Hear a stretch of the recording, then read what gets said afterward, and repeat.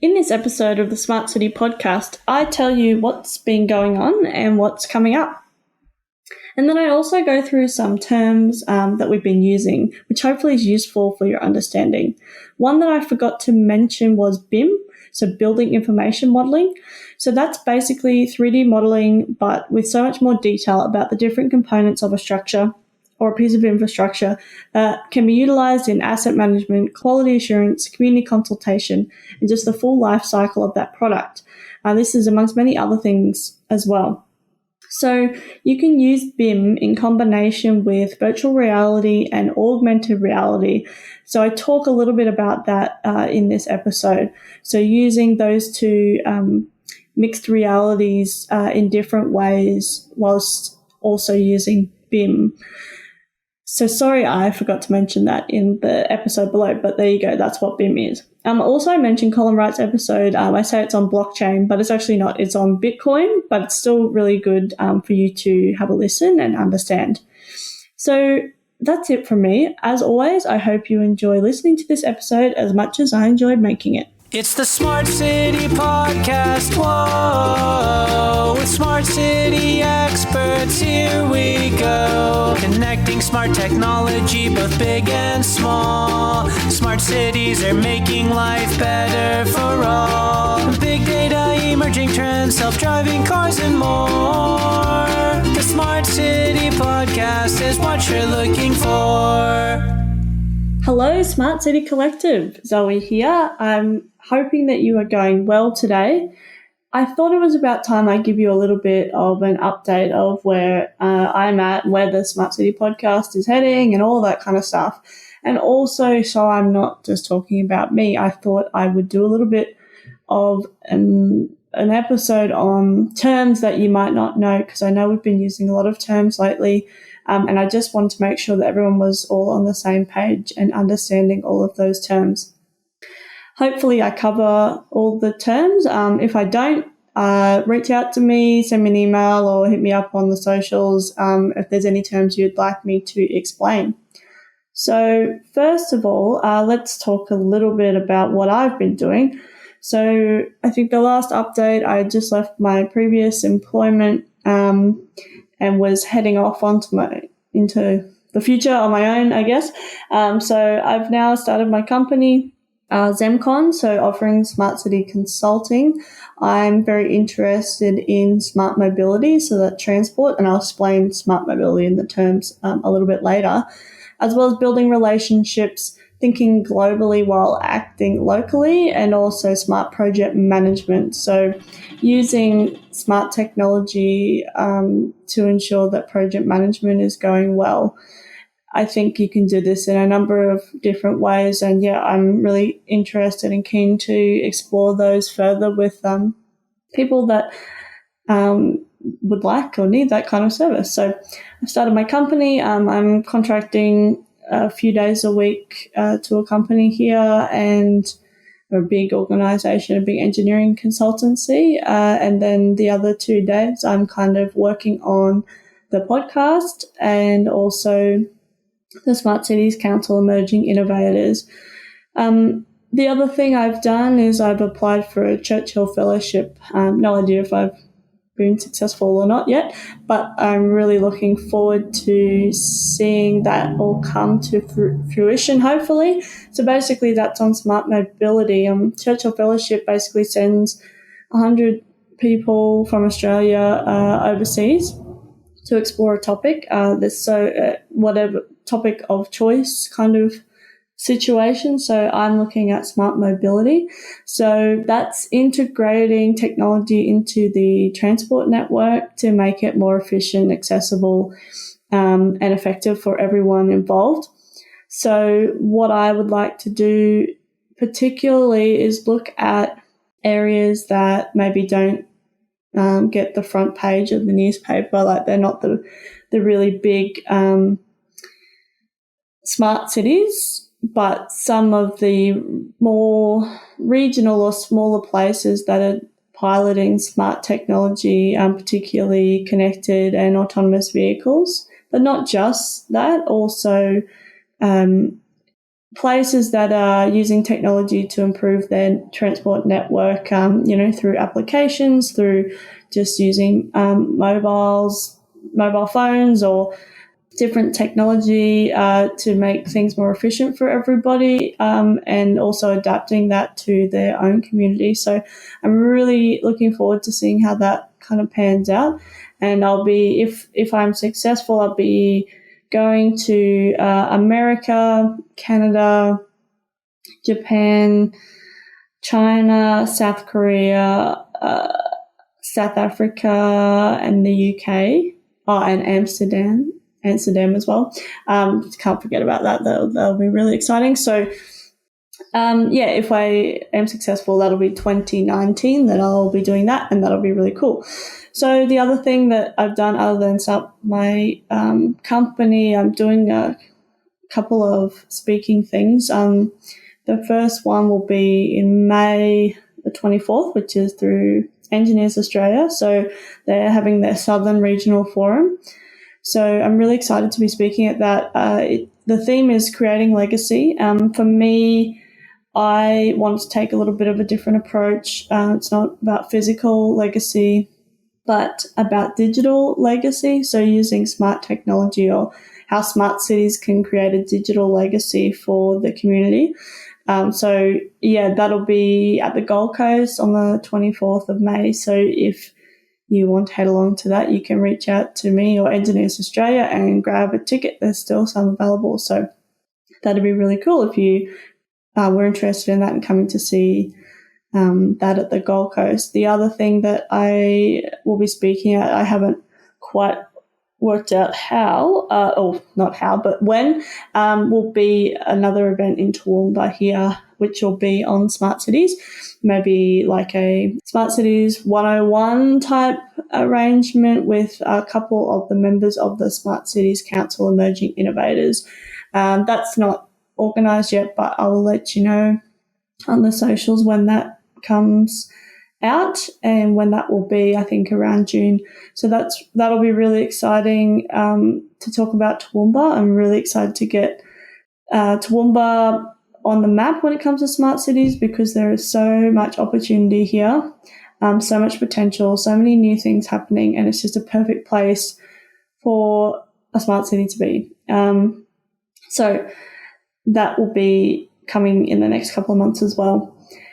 The other thing I am doing is next week. When this comes out will be Wednesday, and it will I'll be down in Melbourne at the Australian Smart Community Association.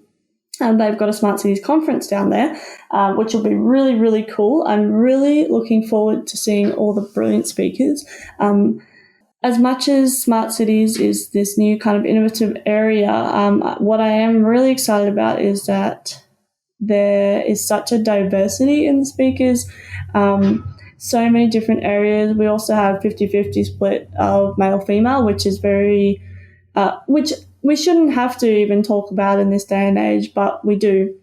And I think it's really important that we focus not focus, but just appreciate that, because it's not an easy, you have to really focus to make that happen. And I'm really excited that ASCA were able to do that. And that was one of their key areas, because I think it's really important, because if we don't focus on it, we'll just keep having the same thing over and over again. And I think the topics are wide and diverse, and it's going to be really, really great conference. So if you're down in Melbourne, hit me up, come say hi. I'm not speaking or anything. I'm just an attendee, and I'm really excited to actually interview some of the speakers, which, again, I keep saying exciting, but I am very excited about that. So I'll be interviewing some of the speakers. I'll be doing maybe a few pieces on that conference, because I think it's really important that we keep talking about this space, and also, celebrate some of the cool things we're doing. So that'll be this week. And then after that, I'll be heading to South Korea for a few days, looking at some, I don't want to say exciting again, but it is very interesting and exciting stuff. Can't talk about it at the moment, but if you're in South Korea, let me know, hit me up. I'll be there from Monday the 14th until Thursday the 17th, I think, something along those lines. Looking forward to going back to South Korea and checking that out and meeting up with some of the really cool people that I met while I was over there, just having a good time over there. So I'll be able to share some more insights with you after I come back, and I'll be recording or documenting that trip, and hopefully you'll see that on social media as well. So that is enough about me, I think, and let's talk about some terms. So one of the first terms is Internet of Things, or IoT. So I've been talking about that a lot. So this is like one of the fundamental terms in smart cities. So it's about the interconnection via the internet of different devices. So these can be embedded into everyday objects. So that enables them to send and receive data. So, for example, on one of the podcasts, which I'm not sure if it's out yet, I can't remember, is about embedding a sensor into an inhaler, so an asthma inhaler, and then using that data. So whenever somebody's using that asthma inhaler, it's tracked by GPS. Sounds a bit Big Brother, but these are all consenting adults that participate in this project. But basically, when they use their inhaler, the sensor will send back the data, which is when where the person was when they were using that inhaler, and then they can use that to look at the air pollution of a city. So I think that's a really cool way to think about it, and a really cool project. So then what they're able to do is use that data to make better decisions about air quality and whatever they're going to do with that data after that. And so that's just one very simple example.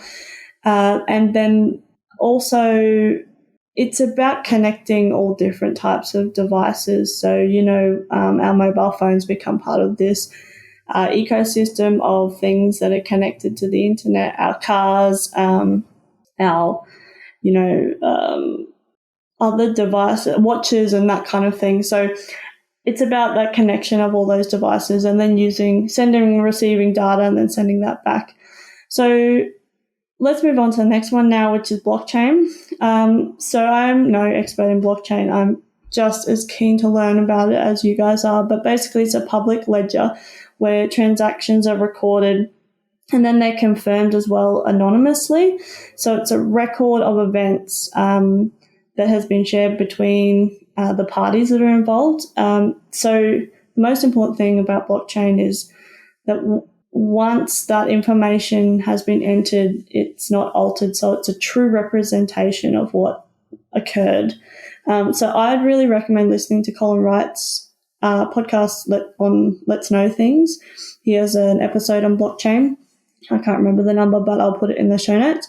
And also, Brittany Campbell-Turner and I talked a lot about this on the episode, I can't remember the episode number, but an episode recently in using blockchain in construction. And she's linked to an article for me on LinkedIn. So I'll put that in the show notes as well. So linking to that is cryptocurrency.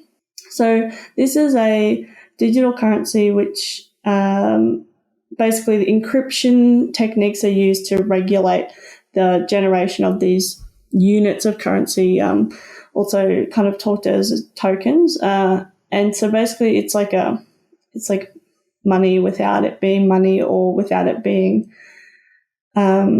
operated through a central bank. So it's about that decentralized approach. Not all of them are decentralized. There's many different types of cryptocurrency. And again, I'm not an expert at all. I have a little bit of crypto that I purchased, and I made a little bit of cash on that, but it kind of went down and I stopped looking at it. But basically, yeah, it's a digital form of currency that I think will become more and more popular once we iron out some of the wrinkles. And I'm really excited to see where it goes.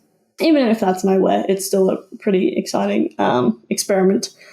So the term I probably should have started with is smart city. So I'm hoping that you have understood that smart cities, when we talk about smart cities, everyone has a different view on what a smart city is. And I'd like to use this definition because it's quite broad. So it's about using technology as an enabler to make a city or place more accessible, livable, and sustainable. So it's pretty basic, it's pretty broad, and I think that for each smart city, that approach can fit. And then it's also about not focusing on the technology, but that enabler. So I think that's really important. So let's talk about smart technology now. So technology that is used in a smart city, I suppose, or in a smart way. So it's sensors and databases. It allows wireless access to collaboratively sense and adapt and provide for its users that data within that environment. So I see smart technology as just technology that's being used in a smart way, and maybe it's an innovative way, a new way, but basically that we can collect their data, we can send and receive the data, it can do what we need it to do in that environment to enable a city or a place to be more accessible, livable, and sustainable. So another one is smart mobility, which is related. So as I spoke about my Churchill Fellowship, smart mobility is about using that technology in the transport network, because I think transport is like the backbone of a smart city. It's not everything, but it's definitely a foundational piece, and I'm really interested in that. And also it's about making sure that when we're creating these transport networks, that it's accessible for everybody. So that's all different levels of ability, and also making it efficient and effective for everyone as well. And it really comes down to a combination of your public transport as well as your private transport as well as your ride sharing, and it really is a combination of all those things and getting the best out of all of those things. So a couple of terms that are related to that, but definitely not. I think a lot of people talk about autonomous vehicles in this smart mobility sense, but it's not just autonomous vehicles. It's about using that public transport network and how do we make that more effective and efficient as well. But let me talk about autonomous vehicles a little bit for a second. So just so we're all on the same page, an autonomous vehicle is a vehicle that is capable of fulfilling the operational functions of a traditional vehicle without a human operator. So it's a fully autonomous vehicle. There's different levels of automation. So when we talk about level 5, that is a no steering wheel, no manual takeover. You are sitting in a pod and it is cruising around and you are not taking over at any sense. Level 4 is one step down from that. So this is a vehicle that can perform most functions of an autonomous vehicle, of a manually driven car, so autonomously. So basically the driver just is sitting there. However, there may be some rare times where the driver has to take over for a certain complex scenario. So that's level 4. And then we've got 3, kind of put 2 and 3 together, where we've got the vehicle is taking over at certain times when it is appropriate or when it's been decided to be appropriate. So the driver is still in control, they're driving, and then, maybe on the highway, they're pushing their autopilot function or autonomous function, and it's, lane keep assist and, adaptive cruise control and that kind of thing. So that's a level like 2/3. So we've got those in operation today. So, like your Teslas and other manufacturers, but Tesla's the main one talked about mainly because of their marketing, I think. But other ones that have come out now as well. So they're the safety features. So then we've got like a level 1 and 0, which is like very minimal automation. And also level 1 might have ABS brakes and stuff like that, but nothing else. And 0 is basically, it's only no kind of takeover or automation at all. We've just got a manually driven car. So then we have a connected vehicle. So that's a vehicle that connects to other vehicles and other devices, so infrastructure. and other devices and networks. So that's services outside the car. So that includes the internet, other cars, like I mentioned, home, office, or infrastructure. So connected vehicle can be driven by a human, or it can be an autonomous vehicle. So you've got your autonomous vehicle, which purely based on sensors, and then you've got a connected autonomous vehicle. So you've got connected ability, so it's connecting to other people, places, things, infrastructure, other cars, and that kind of thing, but also with that autonomous function. So these terms are really important to understand because they all are very different. So you've got autonomous vehicle, which is not driven by a human. So, and we talked about the different levels of automation, but let's just assume we've got a level 5 vehicle, it's cruising around, it's based on sensors. Then when you've got your connected vehicle, so that's a vehicle that's driving around, that's talking to other cars, infrastructure, is connected to the internet and is getting fed information as well as producing information. So you've got those two. And then when you combine that you've got a connected autonomous vehicle. So it's an autonomous vehicle that's cruising around, no driver, but it's also connected to the internet, it's connected to the other cars, it's connected to places, infrastructure, that kind of thing. So when you've got that, it's not only running on sensors, but it's also running on information that the city or the infrastructure is providing. So it knows where it is, but it also knows where it is in relation to every other car and vice versa. So that's when you've got that full kind of ecosystem. So we've talked a lot about transport and also that smart terminology. Let's talk about virtual reality because we have talked about virtual reality a lot. You'll hear it called VR. So that's a computer-generated scenario. So it simulates an experience through sensors and the perception. So that maybe that doesn't mean anything, but basically what it means is you can simulate a full environment where you feel like you're in that environment. So you put a virtual reality headset on, and so then all of a sudden you're in this virtual world. So you might be riding a roller coaster, you might be playing a war game or something. This is a gaming sense, but in the built environment space or the construction space or the workspace, you could be having a meeting and you can see people and you can feel like you're in the same environment as them. And also you can use virtual reality to go inside maybe a nuclear reactor, and then you can also combine that with augmented reality as well. So what that does, so you've got virtual reality where you're fully in the environment, like in the virtual sense, and you can use this to, gaming and that kind of thing, which we'll talk about gamification in a second, but also you can go into spaces where you couldn't normally go, or you can walk along a bridge before it's built because you'll be able to build it in that environment. So we'll talk about BIM a little bit in a second. So then you've got augmented reality. So basically that superimposes an image on the real world. So you're still looking at the real world, but you might be looking through a lens or a camera or something like that. So you think about Pokemon Go, you had a little Pikachu sitting on your desk and you would capture it or whatever. That's augmented reality. I mean, that was our real huge exposure, I think, to the public of augmented reality.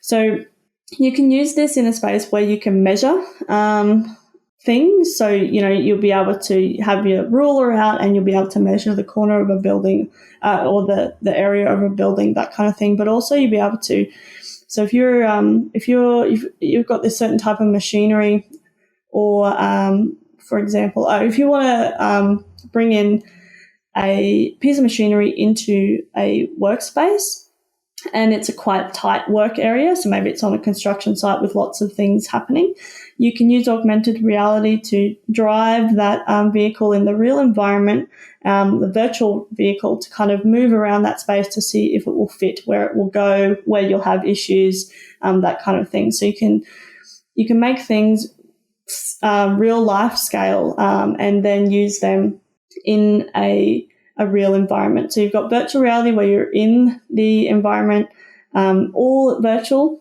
and then you've got augmented where there's an image of the whatever you're looking at, the device or a computer-generated image, basically, where you're looking at the real world. So you're looking through a camera, through a lens, that kind of thing. So then we're talking about gamification. So this is about applying elements of gaming, not necessarily, Xbox or PlayStation gaming, but any type of games where you've got point scoring, competition, kind of fun, engagement of an environment, I suppose. But you can use this in a work sense. So instead of things being boring, you can use gamification to kind of engage your workers while still getting a job done. So Brittany and I talked a little bit about that in our episode, using it in construction. So, yeah, that's what gamification is. I talked about Agile a little bit, which is a project methodology or project management tool. So it uses, I introduced it in another episode, but basically it used to be, it was developed in software, so the software development world, and now it's a bit more widely utilized, but it's about creating short tasks or tasks in short phases of time, and then, being able to iterate. So basically doing your planning, implementation, and then kind of producing a product and then iterating around again. So it's about being able to work quickly and easily in an ever-changing environment. And I'll put a link to the show notes in that as well, because there's an article that I read that explains it pretty well. But it's a project methodology. It's a little bit different to the normal way we do the traditional method of project management. That's pretty much all I have for terms at the moment. Hopefully I've been able to explain that a little bit for you, and please let me know if you want me to explain anything further, or if there's other terms that you're like, hey, I don't know what that means. Just let me know, because that's the whole point of this podcast, is to make smart cities accessible for everybody, because we're all in this together. So yeah, just let me know. And thanks so much again for listening, and I will talk to you all again soon. It's the Smart City Podcast. Whoa! Thanks so much for listening to the Smart City Podcast. Show notes for this episode and all other episodes can be found at thesmartcitypodcast.com. If you have any questions or comments for me or any of my guests, connect with me via email, zoe@thesmartcitypodcast.com, or via the socials. I'm on Twitter and Facebook @SmartCityPod. As always, I hope you enjoyed listening to this episode as much as I enjoyed making it. Smart City Podcast is what you're looking for.